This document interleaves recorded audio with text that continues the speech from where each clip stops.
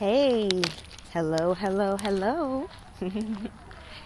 It is A'Tondra Vinchealle, the keeper of the Mermaid's wisdom and your feminine guide to total health and wellness. If this is your first time catching me live on a broadcast or your first time interacting with me, I am A'Tondra Vinchealle, the founder of the Mermaid's Wisdom, and I open and create space for women to reclaim our time, our bodies, and to do so through our feminine essence. Hey, Master Fee. Oh my goodness. Thank you so much for joining me this morning. Hey, Trinia. Peace and blessings. Peace and blessings. Hey, everybody. Thank you guys for hopping on. As you hop on and say hi. Let me know who you are. Let me know where you are watching from, all that kind of stuff, because I love to meet new people, and I love to meet all the people who hang out with me on a regular basis. So just wanted to take you guys on my walk. Sorry about the camera. I'm trying to get, when you're trying to get lighting in your hands and all that kind of stuff, I'm trying to make sure I look good in the camera. I'm still vain. Actually, it's not vanity. I'm a beautiful thing, and beautiful things like to be seen. So,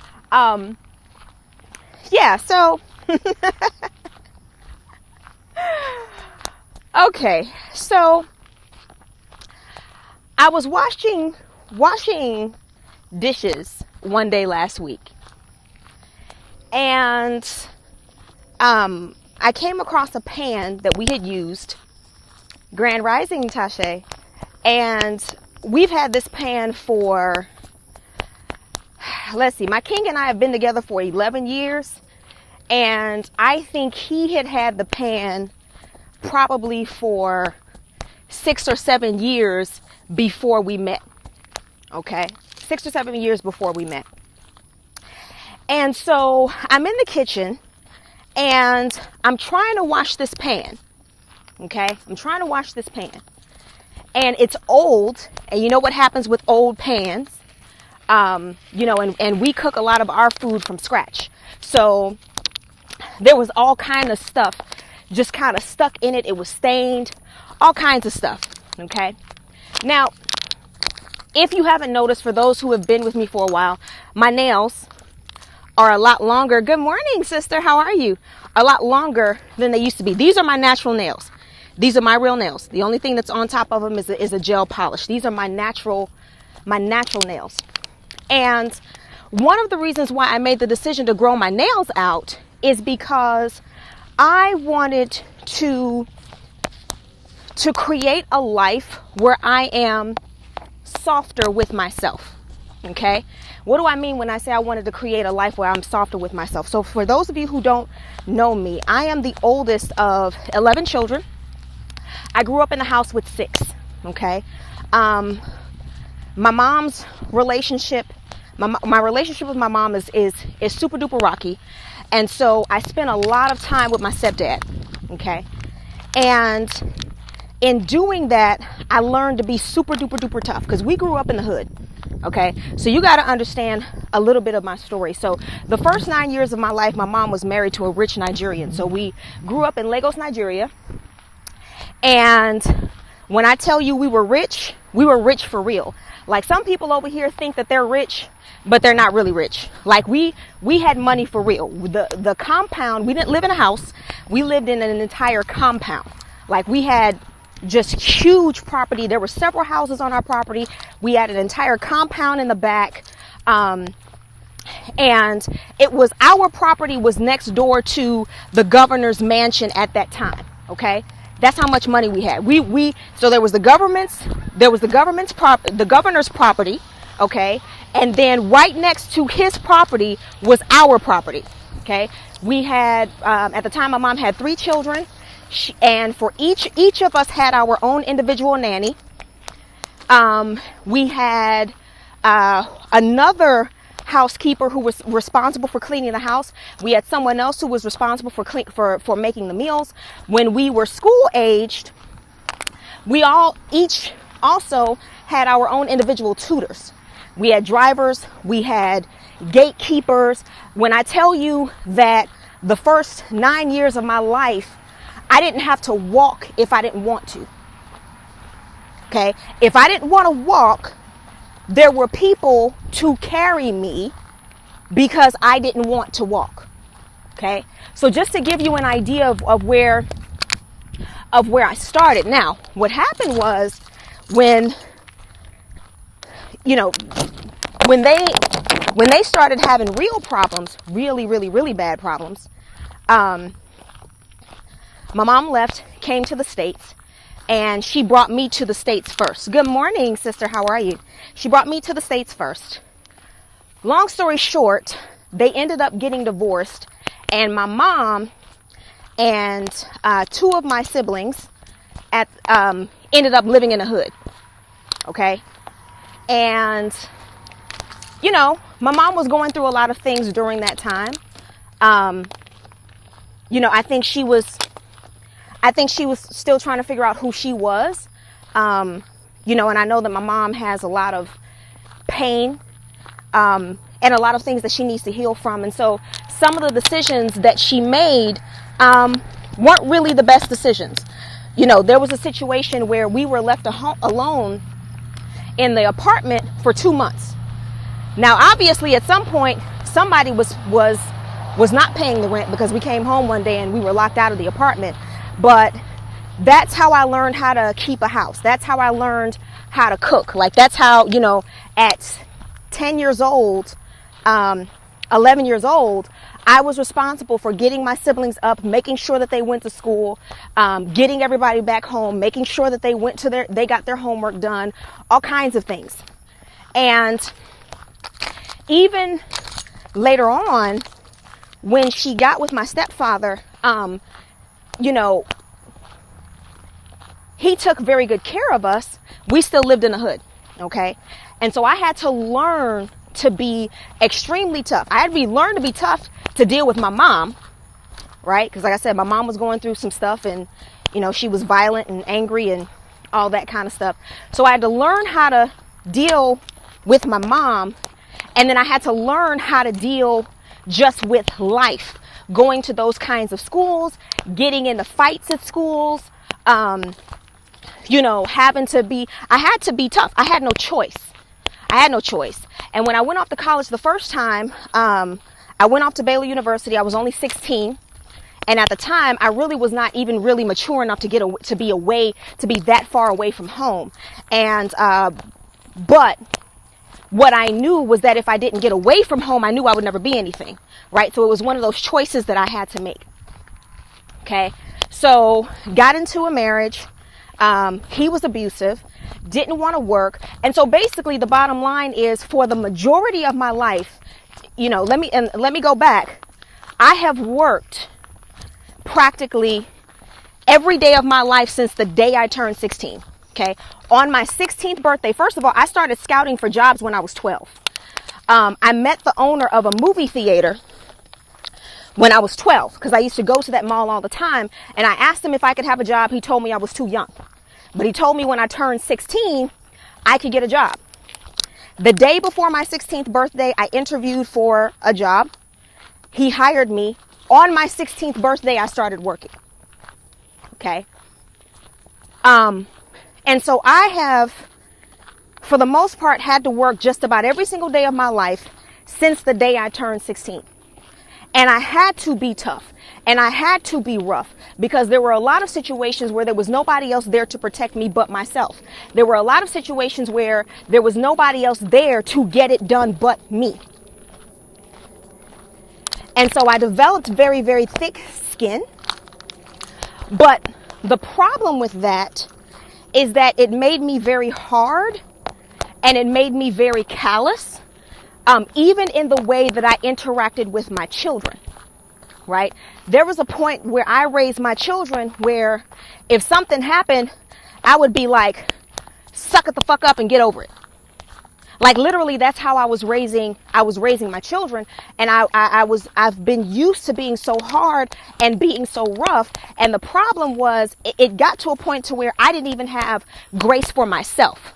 right? Like, I didn't allow myself to cry. If I cried, I felt like I was a failure.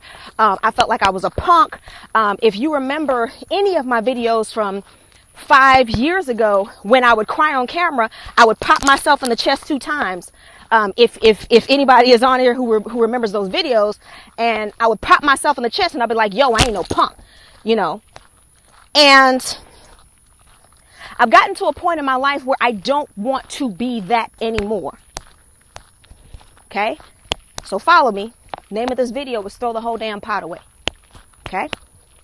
Got to the point in my life where I don't want to be that anymore. A, because I don't have to. Okay?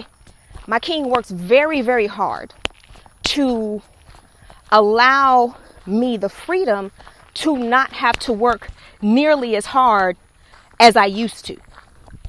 Okay?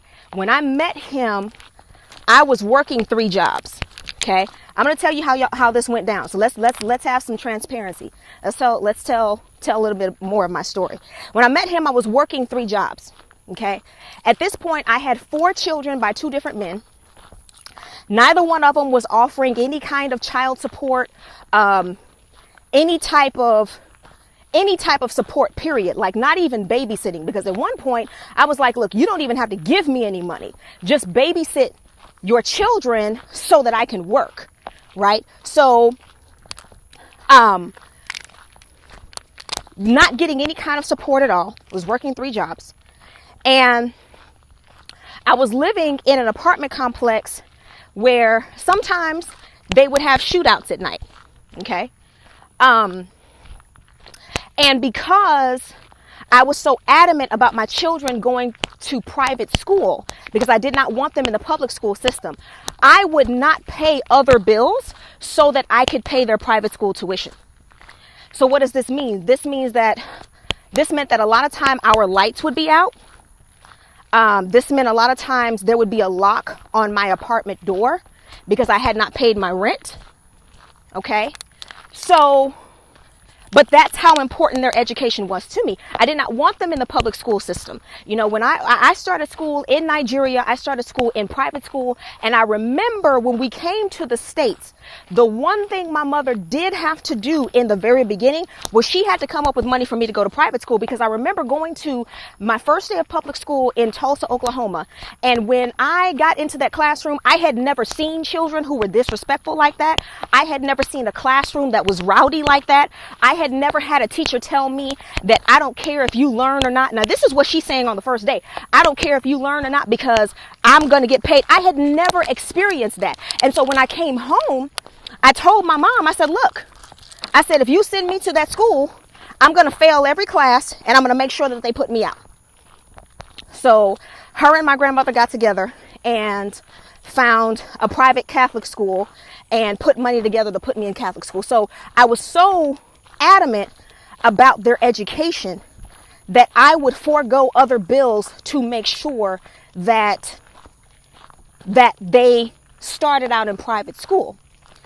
And so what would happen sometimes is, because I was working 3 jobs, by the time I got them, because I would take them to school in the morning, go to one job, get off of that job, get on the bus, get them from school, take them to a babysitter, and then go work my other 2 jobs, because I had 2 part-time jobs.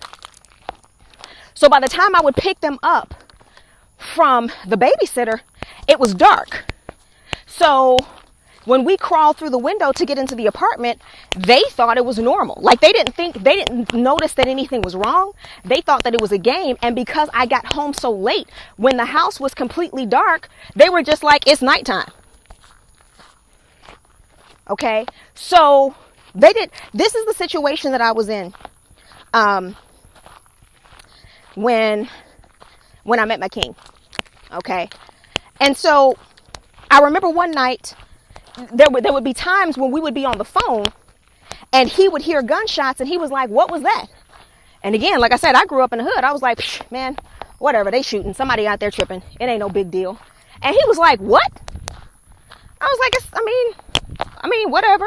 You know, y'all gotta understand, like, my mom was a trap queen. Like some of these chicks on Facebook, you know, are like trap queen gangsters.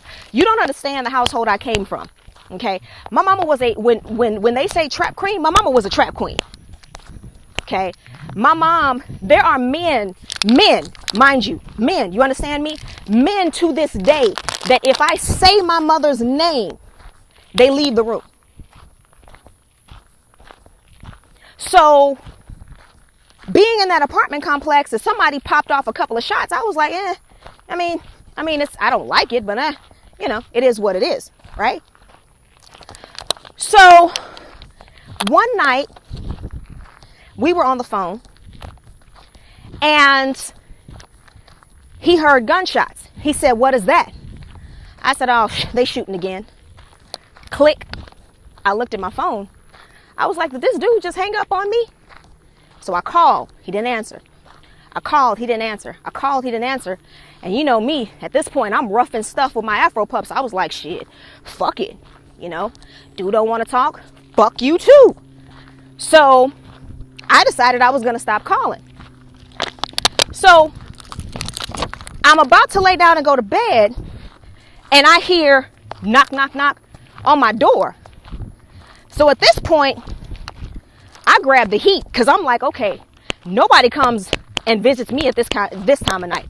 So whoever this is about to get this work. Like if you think you're getting ready to come through this door and get whatever it is that I have in this apartment, like you are about to get this work, like for real, for real. I'm about to give it to you. It's going down. It's going down today. So I go to the door and it's him. And I'm like, so at this point I'm pissed because I'm like, you hung up on me and you didn't answer the phone and da-da-da-da-da. He walks in the house. He walks in the house. He goes in the children's room. He starts packing bags. I'm like, and so I'm walking around the house. I'm cussing. Okay, I'm cussing. I'm like, what you're not going to do is come in my house and tell me about da-da-da-da. He's not saying anything. He's packing bags. Okay, he's packing. He's not even paying attention to me at this point at all. He's just packing bags. I'm like, yeah. And at this point, he's packing bags and taking them to the car. Me and my ignorant self at the time, I'm still not realizing what's happening. I'm walking around, what you're not going to do, you don't just come up in my house, hang up on me, and then you're going to come in my house, start packing shit. So he packs all the children's stuff. Okay. At this point, he's grabbing car seats. I'm like, fuck you going with my goddamn kid? Like, I'm mad. I'm telling you guys, I'm giving it to you in the spirit that I was saying it in, and that's the reason why there's so much profanity, by the way. Oh, dragonflies. Squirrel. Okay, so finally, he's packing car seats. He comes back, he's like, so are you gonna pack your stuff? And I just looked at him. I said, okay. I went and I packed my things. And that was the last time we lived in that apartment. And I've been with him ever since. We've been together ever since. And so the challenge was, because I had to learn to be so rough, I had a hard time integrating with him because he wanted to help take care of us. And in my mind, if I let you take care of me, you're going to up one day and you're going to leave and I'm going to be stuck. So for my entire life, or that entire time, I always had something. I was always hustling. Like I was still working 12, 13 hours a day. Even when I went to school, I was working overnight, all kinds of stuff because I was just afraid. Okay? So now follow me. Fast forward. And now I'm like, you know what? At the time in which I needed that kind of behavior served me. But now what is happening is because that behavior no longer serves me in my situation, it's causing a blockage. And so when I joined the School of Feminine Transformation, I started learning all of these things and, I'm doing all of these healing practices and all of that. Hence, we have these nice, beautiful, long nails. Okay. So I grew my nails out. I'm still growing my nails out.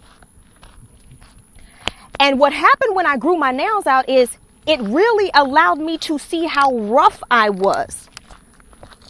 Like I would bang my nail and hurt my finger just getting to my car because I was so rough and I was so hard and I was so just like, grr, you know, gotta get it done, get it done, motivated. Ain't no punks in this camp. And so what happened the other day was this, or last week. I'm in the kitchen. I'm washing dishes. I come across this pan. And I'm scrubbing this pan.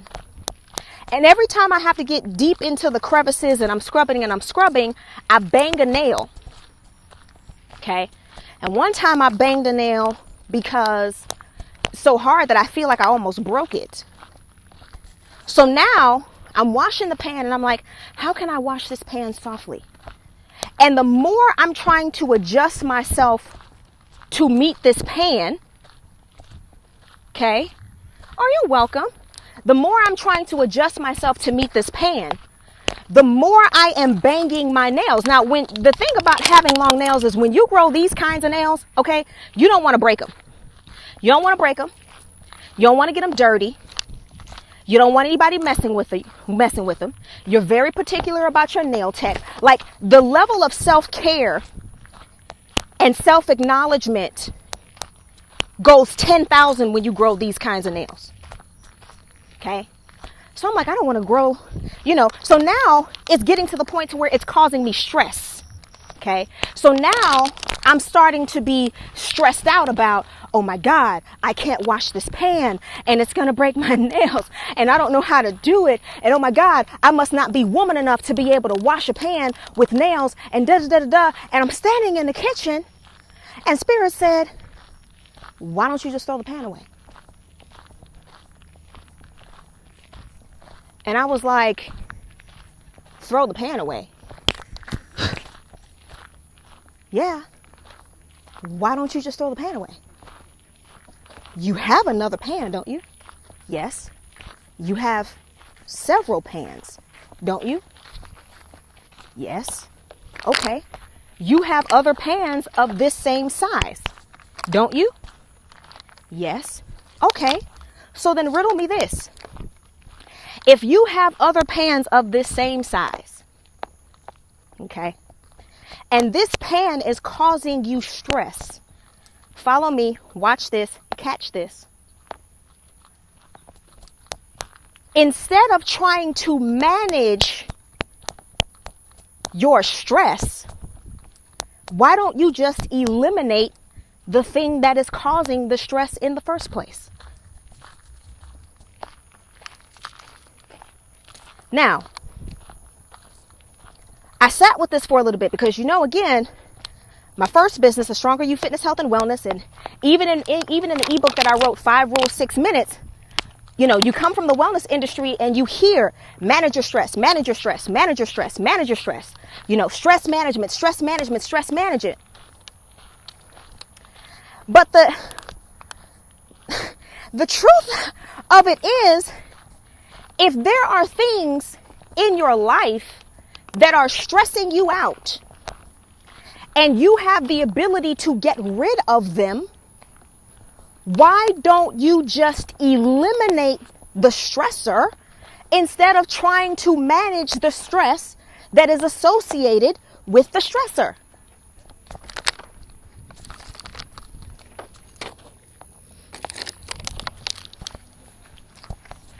And then when you get something like that, because this is the second time that I've heard this. It's not the first time that I've heard this in the last 60 days. It's the second time I heard it. Okay. And so when you hear something like that, hey there, sister, how are you? When you hear something like that, and you're coming from a particular industry, now you have to move beyond your ego, right?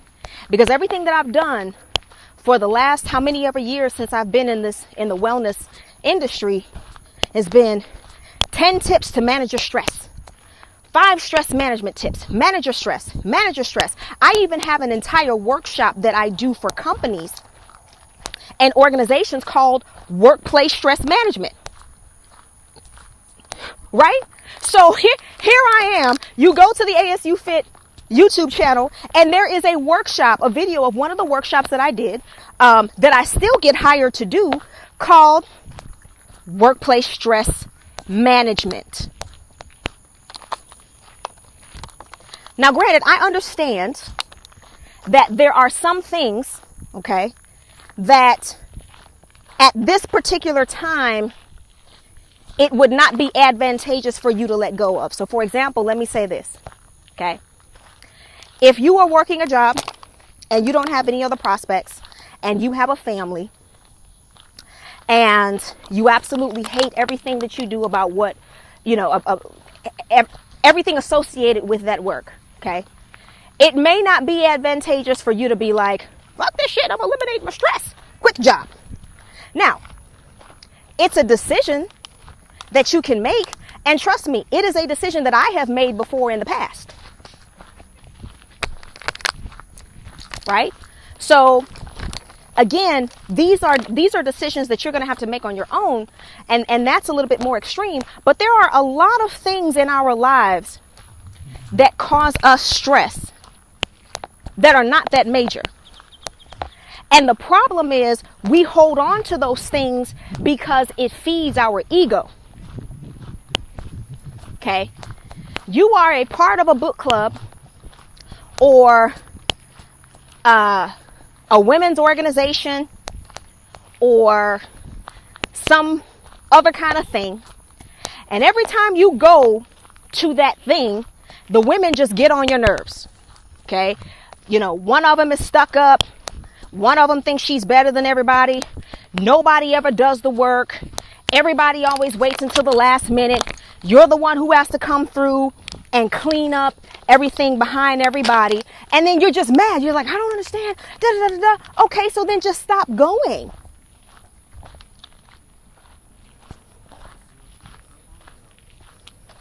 You know, I hate driving right over here because it's always cops over here and they always setting speed traps and always trying to catch somebody speeding. Da, da, da, da, da. Okay, find another route home. Right? Like there are stressors that we have in our lives that are just not that major. I'm sorry, I keep moving because I'm holding this with my hand and I have my water, so right? Like if it's causing you stress, instead of trying to manage all of the stress that you have, why don't you consider eliminating some of those things that are stressing you out? And then once you eliminate those, everything that you can eliminate, then you can focus on managing what's left. I guarantee you, if you do that, you will find more pleasure, ease, and flow in your life and in the things that you do. But that takes you being willing to step outside of your ego. Okay? That because sometimes we hold on to things because they make us feel important. Right? Sometimes we hold on to certain positions in certain organizations because they make you feel like that's the only place where you can feel like you have some kind of sense of authority. Hey, peace and blessings. Right? That's the only place that you feel like you have some kind of sense of authority. It's the only place where you feel like you have some kind of power. And so because you're not willing to allow that thing to not be a part of your life, because you're not willing to step outside of your ego, then you continue to live a stressful life. And this is where you have to begin to tell the truth with yourself. One of the things that I tell my children all the time is that you must in all situations take absolute responsibility for yourself and the decisions that you make. Okay.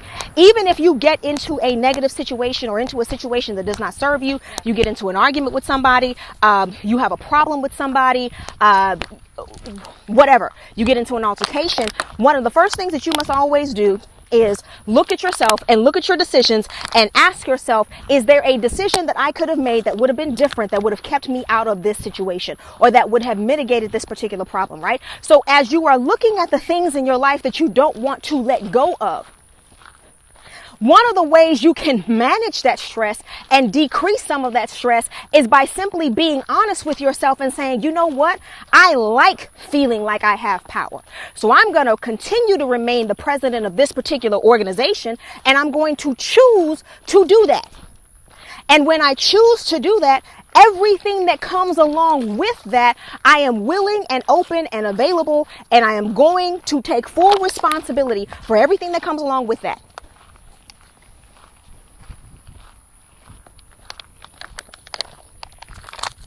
And when you open up your mouth and you say that and you are honest with yourself, right? I'm not here to judge anybody. There is no good, bad, right, or wrong. If there are things that you know that you don't necessarily like doing, but you hold on to them for some type of, because it feeds your ego in some way, then go ahead and admit that and say that. But what that means, though, is that you no longer get to complain about anything that comes along with something that you chose to do. And that's the reason why a lot of people don't want to do it, because as long as you don't open up your mouth and say that I am choosing this, you always feel as though you have the right to blame it on somebody else. You always feel like life is happening to you and not through you. And anytime you're under stress, or anytime you're in a position that's less than desirable, you can always point the finger and say, it's your fault. When the reality of the situation is,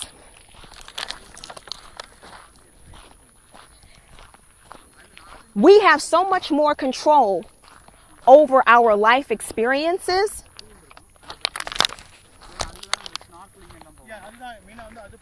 but we don't want to accept that gift, because that gift comes along with a responsibility that we are not willing to own. I'm going to say that again. We have a lot more control over our life experiences than we are willing to accept. And we are not willing to accept that gift, because accepting the gift that you own your life, that you choose your destiny, that the trajectory of your life is based upon your mindset and the decisions that you choose to make, right? This autonomy. Everybody wants to talk about free will when they're doing stupid shit. Okay? If you go out and you do something stupid, I can do what I want to do. I do what I want to do. Okay. That's fine. But guess what? If you're holding on to that thing that you know that you can let go, but you're choosing not to let it go because it feeds your ego, and so you're taking on all of the stress associated with holding on to that thing, guess what? You did that too. And so many times we don't want to accept the gift, because accepting the gift comes with a level of responsibility we are not willing to take.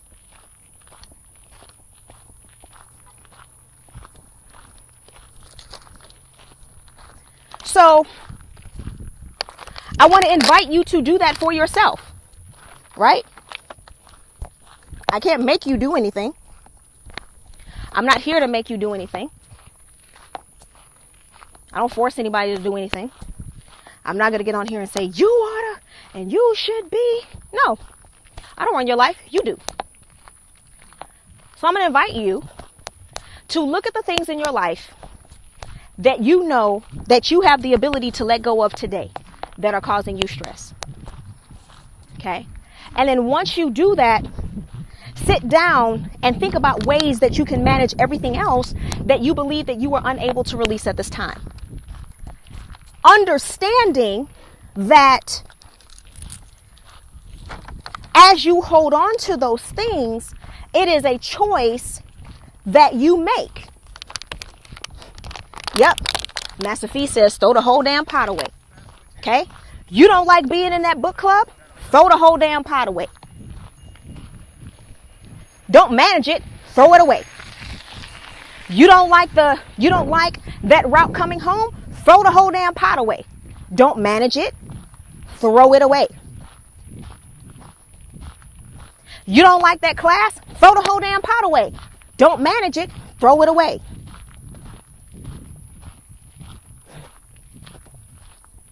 You don't like that group of friends? Throw that whole damn pot away.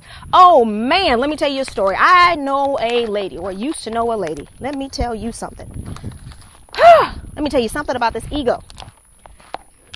So, majority of her friends, quote unquote, majority of the people that she had in her life either wanted what she had or they wanted to be her.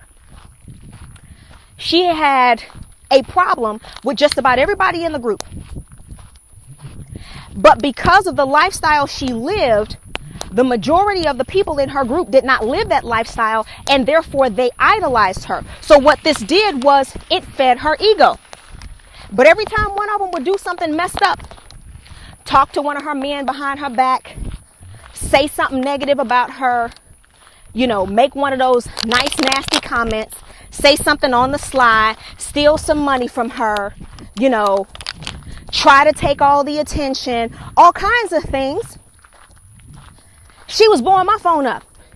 Girl, let me tell you. And she did. And I don't understand. And I was like, so why are you still friends with her? And she knows she ain't nothing but a hoe. And she came over my house and my boyfriend was at my house and she gaped her legs wide open. Okay, why are you still friends with her? Why are you still friends with her? Right? Throw the whole damn pot away. If she's disrespectful, if she doesn't respect your space, if she doesn't respect your time, if she doesn't respect who you are as a woman, if she's not fair, if she's not honest, if whatever the situation is, throw the whole damn pot away. Why are you still friends? The reason why you're still friends is because that group of people idolize you, and that idolatry helps to feed your ego. And you don't want to let that go. So, when you know that is the case, and you're honest with yourself and you don't want to let that go, that's fine, but you also don't get to complain about anything that happens as a result of you just not throwing a damn pot away. If you're washing the pot, you're scrubbing the pot, it's about to break your nail, you don't want to break your nails, it's stressing you out, okay? If you choose to keep the pot, then understand, if I break my nail, keeping this pot that I could have just thrown away, it's on me. It's not on anybody else.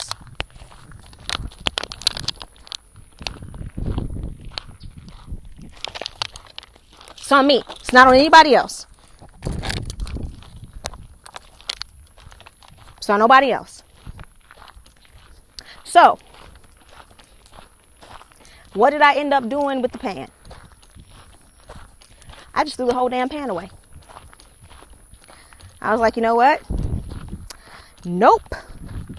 That'll be an NOPE for me, because I am not breaking these beautiful nails that are mine, that are long, that are gorgeous. I don't have anything added on to them. I don't know if you can see it because the sun or whatever. I don't have anything added on to them except gel polish. Okay. I threw the whole damn pan away. Whole pan, threw it in the trash. And you know what?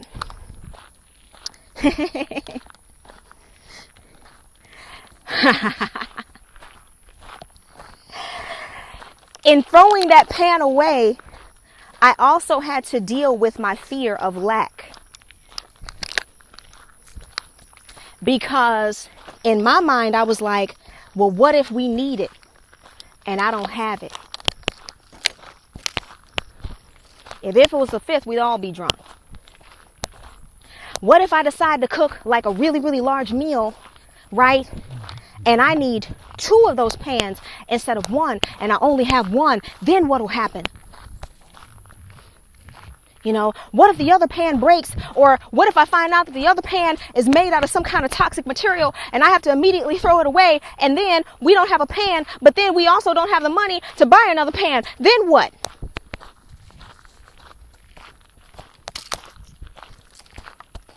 And I'm going to tell you something about what if. What if will have you living a very boring, scary, unfortunate life without purpose? Because let me tell you something about releasing. Okay? Now, if you want more on this, watch the video that I did yesterday, because I talked about the difference between restriction and release, because there was also a mindset associated. Watch this. I don't know why this is coming, but it's coming through because I was really trying to get off of this phone because it's hot. But this is coming through, so I'm going to give it to you. Not only did I throw the whole damn pot away, the whole damn pan away, but there was also a mentality that went with that. Okay, when I threw the pan away, I released it, which means I made a choice to let it go. I did not restrict myself and say, damn, I throw this damn pan away. Shit. Oh, well, I guess I got to throw it away. Okay, because what happens is when you do that from restriction, okay, you close your hand, you do that from restriction, nothing can go out and nothing can come in. But when you release, you open your hand and you are open and available to whatever else the universe wants to replace that with. Some of you cannot get what's better for you because you're like, well, I released all them friends and I released all that stuff. And no, you did not release it. You did it from a place of restriction. And that's the reason why your better still has not come yet. Because you haven't gotten the lesson. You haven't gotten it yet. Your better has not come because every time you have to let go of something, you do it from a place of restriction. You do it from a place of anger. You do it from a place of anxiety. You do it from this place where it's like, oh my God, like, I got to give it up. Ugh, I'm tired of giving up stuff. I'm tired of giving up going to those places. I'm tired of giving up listening to that. I'm tired of giving, and I got to give up everything. And every time I give up something, I don't have anything left. And my life is boring. And I got to give up something else. I'm tired of giving up everything. I'm tired of giving, we're always got to give up something.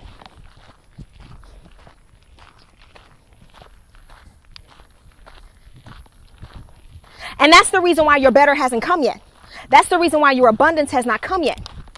Okay? Because like I said yesterday in yesterday's broadcast, I could not say this yesterday because my children were in the room, but the divine God, the universe, Allah, whoever you worship, whatever you see as divine creation, is not going to rape you with abundance. Okay? So you got this here. This is your restriction. He's not going to force an abundant penis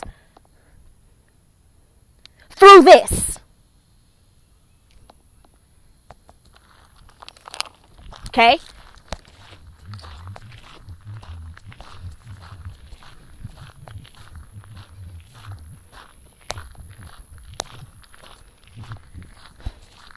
I said that. I couldn't say that yesterday because my children were in the room when I did the live yesterday.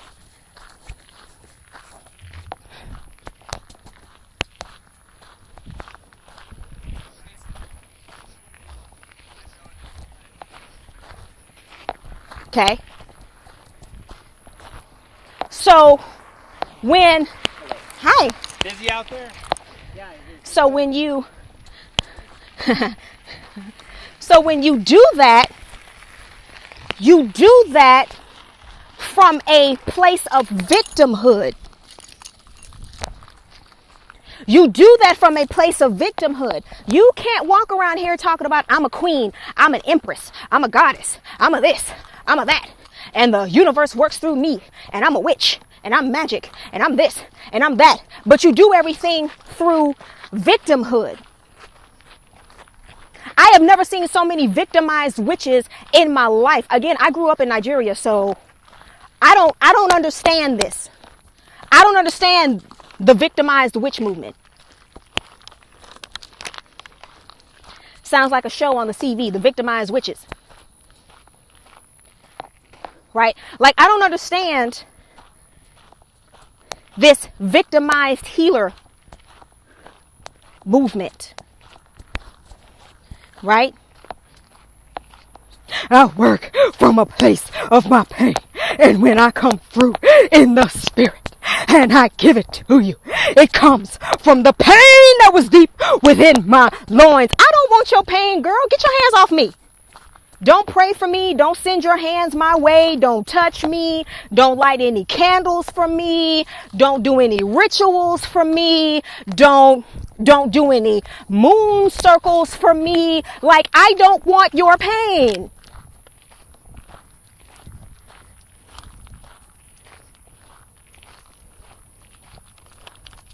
Because if you continue to do things from a place of your pain, you are doing it from a place of your victimhood. And what you must understand is that people become what you are, not what you say. This is something that I had to learn with my own children. So trust and believe that as I'm saying this, this is not me fussing at you or fussing at anybody else or sitting at a high horse on a high horse as though I am better. This is something that I am still learning every day. The people that you serve, you understand, become what you are. Not what you say. So you can post all the spiritual memes on Facebook and on Instagram, and you can have the best template, and you can have your pictures in checkerboard, and you can do all of this. But if you are doing it from a place of victimhood, then what happens is you get victims. And then when you get victims, then you get on Facebook and you're like, oh, y'all want to play victim. Everybody a goddamn victim. Everybody a victim. Oh, y'all victim. Get over it. No. You're getting victims because, watch this. I'm going to do a live on this later. Because there was a conversation that I had with my oldest son. Let me tell y'all something. My children are so wise. I don't even think my children are from here. My children are so wise, and I am so blessed to be able to have the responsibility of integrating them with their humanity. I'm just so blessed. But I had a conversation with my son about integrating with the thing that you want to be, and understanding that you can't play whatever it is that you want to be. You must be the thing. Because there's an argument going on Facebook right now. In all of the healing communities, you attract what you are. No, you don't. You don't attract what you are. I didn't attract somebody to slap me. I attract people who need what I have. Okay, y'all act like everything has to be one and done. You act like everything has to be mutually exclusive. Here is how it works. You attract what you are, and you attract people who need what you have. Like Mama Namaste Moore always says, look for the yes and. Yes, you attract what you are, and you also attract what you have. Or you attract people who need what you have.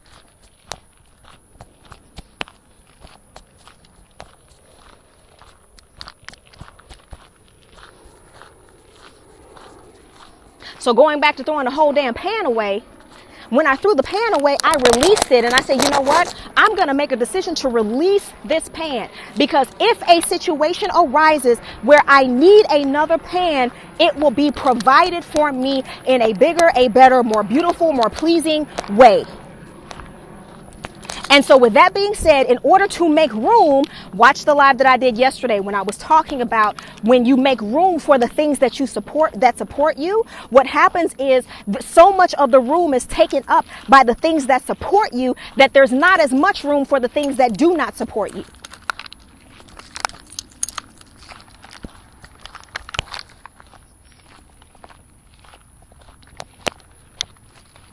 So when I threw the pan away last week, I did not do it from a place of restriction. I did not do it from a place of victimhood. I did not do it from a place of anger or frustration. I said, you know what? I like my nails. My nails are beautiful. And I've done a very good job so far growing them out without breaking any of them. I'd like to not break any of them. And I know that there are pans out there that are made with a kind of material that not only is safe, but is a lot easier for me to clean. So what I'm going to do is I'm going to make the decision to release this pan, because I know that when I am ready, I will be able to have a pan that meets my specifications, that meets my qualifications, that is exactly what I want, that will serve me and my family in the way that my family and I need to be served.